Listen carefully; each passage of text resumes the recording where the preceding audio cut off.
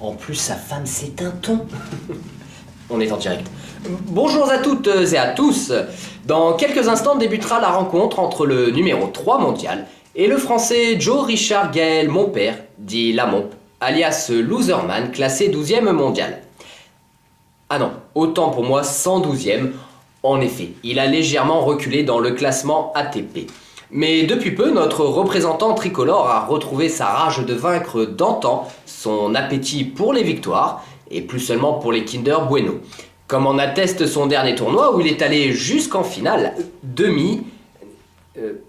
quart, huitième. Oui, il a essayé d'aller loin.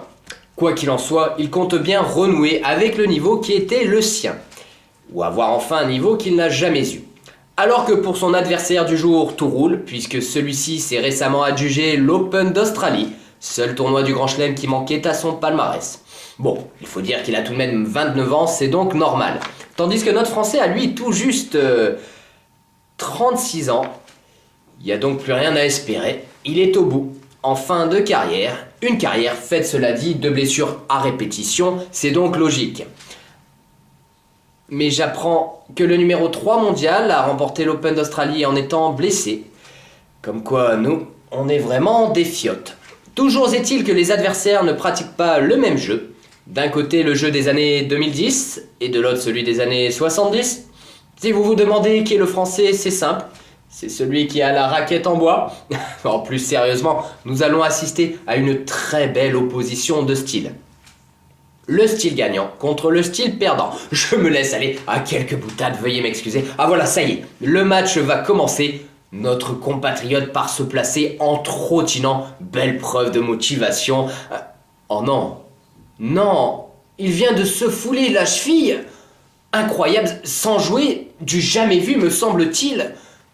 On me le confirme, je revois le ralenti. MDR, comme diraient les jeunes, nul doute que cette chute sera dans un prochain bêtisier et fera le bonheur de YouTube. Et voilà, ça n'a même pas commencé que c'est déjà fini. Un peu comme lors d'un premier rapport sexuel. Quand je pense que hors antenne j'ai blagué sur le fait que le match ne durerait pas plus de 15 minutes, quel con, j'aurais dû prendre les paris. Néanmoins, l'on peut se consoler en se disant que la France tient là un record, celui du plus rapide abandon de l'histoire du tennis. Je rends donc l'antenne, mon tablier aussi, ces joueurs m'ont dégoûté à vie du tennis.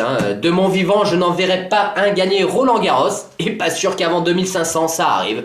Voilà, je vais plutôt écouter de la musique. Du Yannick Noah, tiens, c'est parfait. Voilà, au revoir.